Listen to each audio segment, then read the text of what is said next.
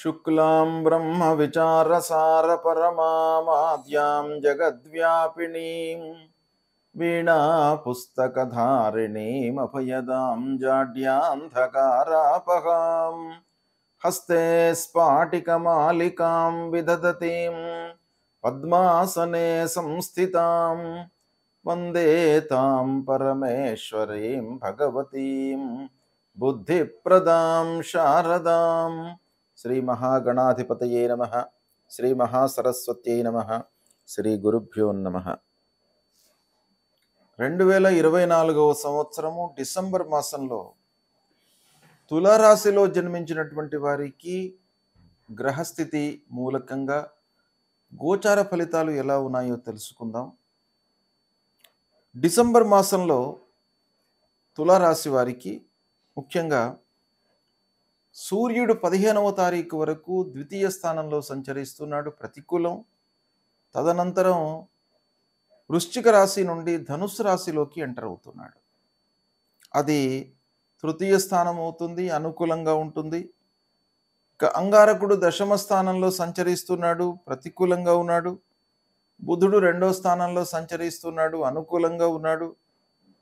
గురువు అష్టమ స్థానంలో సంచరిస్తున్నాడు తులారాశి వారికి. ముఖ్యంగా తులారాశి వారికి గురు భగవానుడి యొక్క అనుకూలత లేదు. ఆధిపత్య రీత్యా కూడాను తృతీయ షష్ఠమాధిపతి గనక గురువు యొక్క గోచారము తులారాశి వారికి బాగా ఉండాలి. అయితే ఈ అష్టమ స్థానంలో సంచరిస్తున్నాడు, వక్రించి ఉన్నాడు గనక కొంత మోతాదులో అంటే దుష్ప్రభావము కొంత తగ్గేటువంటి అవకాశాలు ఉన్నాయి. ఇక శనీశ్వరుడు పంచమ స్థానంలో ప్రతికూలంగా ఉన్నాడు, రాహువు 6వ స్థానంలో అనుకూలంగా ఉన్నాడు, కేతువు ద్వాదశ స్థానంలో ప్రతికూలంగా ఉన్నాడు. ఈ విధంగా గ్రహస్థితి మూలకంగా ఈ స్థానాలలో ముఖ్యమైనటువంటి గ్రహాలు 8 గ్రహాలు సంచరిస్తున్నాయి కనుక వీటి యొక్క ప్రభావము తద్వారా ఫలితాలు ఎలా ఉంటాయి అనేటువంటి విషయాన్ని మనం చూసినట్టయితే ఓవరాల్గా మిశ్రమాధిక ఫలితాలు, మిశ్రమంగా కొన్నింట మంచి ఫలితాలు, కొన్నింట ప్రతికూలమైనటువంటి ఫలితాలు గోచరిస్తున్నాయి. 3-4 వారాలలో కొంత 3-4 వారాలు కొంత అనుకూలంగా ఉంటాయి. ఇక 1-2 వారాలలో కొంత సంయమనము అవసరము. అంటే ఓపికతో మీరు నిర్ణయాలు తీసుకోవాలి. 1-2 వారాలలో ఏ పని చేసినప్పటికీ ముందు వెనుక ఆలోచించి కూలంకషంగా ఆ విషయం గురించి ఆలోచించిన తర్వాతనే మీరు ప్రారంభం చేయాలి. లేనట్టయితే అనవసరమైనటువంటి నష్టాలకు గురి అయ్యేటువంటి అవకాశాలు ఉన్నాయి. ఇంటి వాతావరణం మట్టుకు సంతృప్తిగా ఉంటుంది. భార్య, పిల్లలు, కుటుంబ పెద్దలు అందరి యొక్క సహాయ సహకారాలు మీకు అందుతాయి. వాళ్లతో సంతృప్తిగా కాలయాపన చేస్తారు, ఆనందంగా ఉంటారు. కనుక ఇంటి వాతావరణము మీకు కొండంత బలంగా నిలుస్తుంది. ప్రయాణాలు అనుకూలిస్తాయి. ఇది కూడాను మీకు చాలా సంతృప్తిని కలిగించేటువంటి అంశం. ఏదైనా విషయం కొరకై మీరు వెళ్ళినట్టయితే పని పూర్తి అవుతుంది, పని అవుతుంది. మానిటరీ బెనిఫిట్ ఉంటుందా ఉండదా అనేటువంటి విషయం వేరు, కానీ ఆ పని మట్టుకు మీకు పూర్తి అవుతుంది. ఇకపోతే వ్యాపారస్తులకు ముఖ్యంగా ఈ డిసెంబర్ మాసము బాగా అనుకూలిస్తుంది. చేతిలో ఉన్నటువంటి వ్యాపారము బాగా నడుస్తుంది, క్రయ విక్రయాలకు ఇబ్బంది లేదు. స్టాక్ మార్కెట్ లోపల ఇన్వెస్ట్ చేస్తున్నటువంటి వాళ్ళు కొంత జాగ్రత్తగా ఉండాలి. ఎందుకంటే శనీశ్వరుడి యొక్క అనుకూలత లేదు.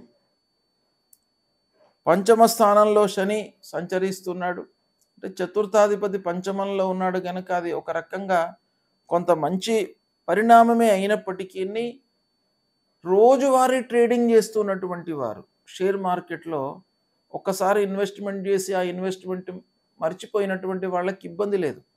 కానీ ప్రతినిత్యం కూడాను ట్రేడింగ్ చేస్తున్నటువంటి వాళ్ళు కొంత జాగ్రత్తగా ఉండాలి. ఇకపోతే కొత్త పెట్టుబడులకు, వ్యాపారము విస్తరణకు అనుకూలమైనటువంటి సమయం కాదు. అంటే చేతిలో ఉన్నటువంటి వ్యాపారానికి ఇబ్బంది లేదు, అది నడుస్తుంది. ఇక కొత్త వ్యాపారం ఏదైనా ప్రారంభించాలి అనేటువంటి తలంపుతో ఉన్నటువంటి వాళ్ళు మట్టుకు కొంత ఆలోచించాలి. 1కి 4 సార్లు ఆలోచించండి. లేదా దాన్ని పోస్ట్‌పోన్ చేసుకోండి. మళ్ళీ మంచి టైం వచ్చిన తర్వాత అప్పుడు మీరు ప్రారంభించడం మంచిది. కానీ ఈ మాసంలో కొత్త పనులు ప్రారంభించడానికి మట్టుకు అనుకూలంగా లేదు. ఇక కొన్ని పనులపై మీరు చాలా మనసు నిలపాలి. అంటే 100% కాన్సంట్రేట్ చేయాలి. ఏదో ఆషామాషీగా మీరు పనులు చేపడితే సాఫల్యం కనబడట్లేదు. ఇక అన్నదమ్ములు, బంధువర్గంతో వైషమ్యాలు గోచరిస్తున్నాయి.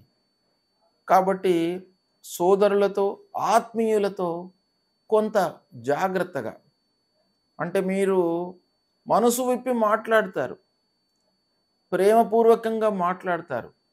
కానీ వాళ్ళు దాన్ని నెగెటివ్‌గా తీసుకోవడం మూలకంగా అనవసరమైనటువంటి వైషమ్యాలు ముందుకు వస్తాయి గనక కొంత జాగ్రత్తగానే మాట్లాడండి అందరితోనూ. ఆస్తుల విషయంలో తగాదాలు ముందుకు వస్తాయి. పూర్వము నుండి వస్తున్నటువంటి ఆస్తులు, తండ్రి, తాత, పిత్రార్జితం ఏదైతే ఉందో వాటి మూలకంగా మనకు సంక్రమించేటువంటి ఆస్తుల విషయం లోపల మీరు కొంత జాగ్రత్తలు తీసుకోండి. అనవసరమైనటువంటి తగాదాలు ముందుకు వస్తాయి. ఇకపోతే వాహనముల మూలకంగా కొంత ఖర్చులు పెరిగే అవకాశము ఉంది. మిషనరీ రిపేర్లు సడన్గా ముందుకు వస్తాయి. పారిశ్రామికవేత్తలకు, ముఖ్యంగా కర్మాగారాలు రన్ చేస్తున్నటువంటి వాళ్లకు ఆకస్మికంగా మనకు ముందుకు వస్తాయి ఏవో రిపేర్లు. తర్వాత గృహ నిర్మాణం విషయంలో మరమ్మతులు, ఇలాంటివి సడన్గా ముందుకు రావడం మూలకంగా ఖర్చులు పెరిగే అవకాశాలు ఉన్నాయి. ఇక ప్రారంభించినటువంటి పనుల లోపల కూడాను ఆకస్మిక ఆటంకాలు కనబడుతున్నాయి. శుభకార్యాల విషయంలో నలుగురి యొక్క సహాయ సహకారం లభిస్తుంది, అది ఇబ్బంది లేదు.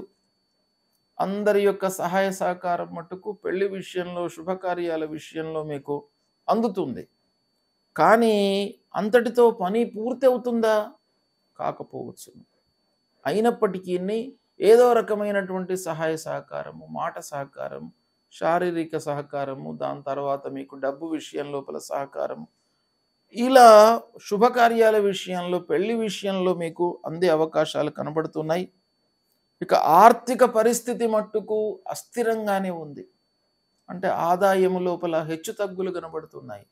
కొన్ని రోజులు ఆదాయం ఉండడము, కొన్ని రోజులు అసలే ఆదాయం లేకపోవడము, రావాల్సినటువంటి డబ్బు చేతికి అందకపోవడము, తద్వారా రుణభారం పెరిగిపోవడం, ఇలాంటివి కనబడుతున్నాయి. వీటన్నిటి మూలకంగా ఏంటంటే ఒక ప్రణాళిక, ఈ పని చేద్దాము అని మనం ఇదమిద్దంగా ముందుకు వెళ్ళలేనటువంటి పరిస్థితి ఈ ఆర్థిక స్థితి మూలకంగా కలిగే అవకాశం కనబడుతుంది. తద్వారా ముఖ్యమైనటువంటి పనులు వాయిదా పడతాయి. ఏవో ఖర్చులు ముందుకు రావడము, చేతిలో ఉన్న డబ్బు ఖర్చు కావడం మూలకంగా ఇంపార్టెంట్ పనులు ఏవైతే మనం చేపట్టవలసి ఉన్నాయో వాటిని మనము మీట్ కాలేకపోతాం. అవి వాయిదా వేసుకోవాల్సినటువంటి స్థితి ఏర్పడుతుంది.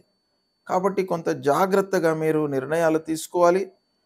కష్టానికి తగినటువంటి ప్రతిఫలము లేకపోవడంతో మనస్తాపానికి గురయ్యేటువంటి అవకాశాలు గోచరిస్తున్నాయి. కనుక మీరు 200% ఎఫర్ట్ పెట్టండి, 100% ఫలితం వస్తుంది. కాబట్టి మీరు ఏదైనా కూడా ఒక పనిని ఆశించి ఇది 4 రోజులలో నేను పూర్తి చేయాలి అని అనుకున్నట్టయితే 200% మీరు దానిపైన ఎఫర్ట్ పెట్టండి.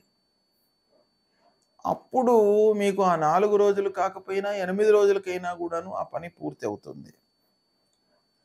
ఇకపోతే స్వయం వృత్తిలో ఉన్నటువంటి వారికి కొన్ని ఇబ్బందులు తప్పవు. దగ్గర వాళ్ళు, పని వాళ్ళు, కస్టమర్స్ మూలకంగా ఇబ్బందులు, రావాల్సినటువంటి రాకపోవడము, ఇలాంటి వాటి మూలకంగా అసంతృప్తి అనేటువంటిది పెరిగిపోతుంది. దైవ దర్శనాలకై ఆచరిస్తారు. దైవ దర్శనాలు చేయాలి అనేటువంటి తపన పెరుగుతుంది.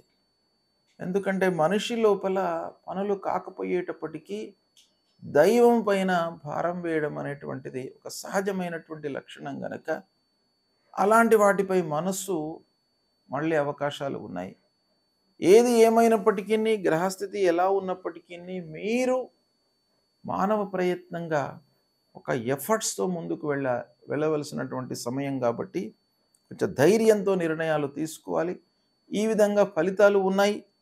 కొన్నింట మిశ్రమంగా ఉన్నాయి. అంటే కొన్ని ఫలితాలు అనుకూలంగా ఉన్నాయి, కొన్ని చాలా ప్రతికూలంగా ఉన్నాయి. కాబట్టి జాగ్రత్తగా నిర్ణయాలు తీసుకోండి. ఇక ఏ గ్రహాలు అనుకూలంగా లేవు ఈ మాసంలో తులారాశి వారికి అనేటువంటి విషయం మనం చూసినట్టయితే, గురువు అష్టమ స్థానంలో సంచరిస్తున్నాడు. గురు ప్రభావం బాగా ఉంది. శనైశ్వరుడు పంచమ స్థానంలో సంచరిస్తున్నాడు. శని ప్రభావము ఉంది. కేతువు, కుజుడు ఈ గ్రహాల యొక్క ప్రతికూలత బాగా ఉంది కాబట్టి ముందుగా గురు భగవానుణ్ణి మీరు ప్రసన్నం చేసుకోవాలి. అంటే గురు భగవానుడి యొక్క అనుగ్రహం కొరకై మాతా పితృవులను సేవించండి. ఆ తల్లిదండ్రుల యొక్క సేవ మూలకంగా మీకు వారి యొక్క అనుగ్రహం లభిస్తుంది. అంటే మొదటి గురువులు తల్లిదండ్రులే జీవితంలో ప్రతి వాడికి కూడాను. కాబట్టి మీకు గురుగ్రహము ప్రతికూలంగా ఉన్నట్టయితే నేరుగా మీరు తల్లిదండ్రులను సేవించండి. 100% ఫలితం వస్తుంది మీకు. గురు అష్టమంలో ఉన్నాడు. మీరు ఏవో పూజలు చేయవలసినటువంటి అవసరం లేదు, ఏవో హోమాలు చేయవలసినటువంటి అవసరం లేదు. ప్రప్రథమంగా మీ తల్లిదండ్రులను సేవించండి. వాళ్ళ యొక్క యోగక్షేమాలను తెలుసుకోండి. వాళ్ళ యొక్క ఆరోగ్యము, అనారోగ్యము, వాళ్లకు కావలసినటువంటి స్థితిగతులను తెలుసుకొని దాన్ని సమకూర్చినట్టయితే మీకు ఆ భగవంతుడి రూపంలో ఉండేటువంటి ఆ తల్లిదండ్రుల యొక్క అనుగ్రహం మీకు లభిస్తుంది. తద్వారా మీకు ఆ గురు ప్రసన్నమవుతాడు. ఇక శనైశ్వరుడు, ఆంజనేయ స్వామి దేవాలయానికి వెళ్ళండి, ఆంజనేయ స్వామిని కొలవండి. కేతువు ద్వాదశ స్థానంలో ఉన్నాడు కనుక విఘ్నేశ్వర స్వామిని పూజించండి. పలాశ పుష్ప సంకాశం తారక గ్రహమస్తకం రౌద్రం రుద్రాత్మకం ఘోరం తం కేతుం ప్రణమామ్యహం అనేటువంటి ఈ మూల మంత్రాన్ని జపిస్తూ ఆ విఘ్నేశ్వరుణ్ణి కొలవండి. ఆటంకాలు లేకుండా ఉంటాయి. సరి అయినటువంటి సమయం లోపల పనులు పూర్తి కావడానికై ఆ విఘ్నేశ్వరుడి యొక్క అనుగ్రహం మీకు లభిస్తుంది. సుబ్రహ్మణ్య స్వామి దేవాలయానికి వెళ్ళండి, సుబ్రహ్మణ్య స్వామిని కొలవండి, లక్ష్మీ నరసింహస్వామిని కొలవండి. భయము లేకుండా ఉంటుంది. ఆ భగవంతుడు మీకు ఒక చేయిని అందిస్తాడు. మీకు సహాయ రూపకంలో ఆ లక్ష్మీ నరసింహస్వామి మిమ్మల్ని కాపాడుతాడు. కష్టాలలో నుంచి మిమ్మల్ని ఒక ఒడ్డుకు వేస్తాడనమాట. కనుక లక్ష్మీ నరసింహస్వామిని మీరు ప్రతినిత్యం కూడాను పూజించండి, కొలవండి. ఈ విధంగా చేసినట్టయితే మీకు సత్ఫలితాలు కలుగుతాయి. శుభం.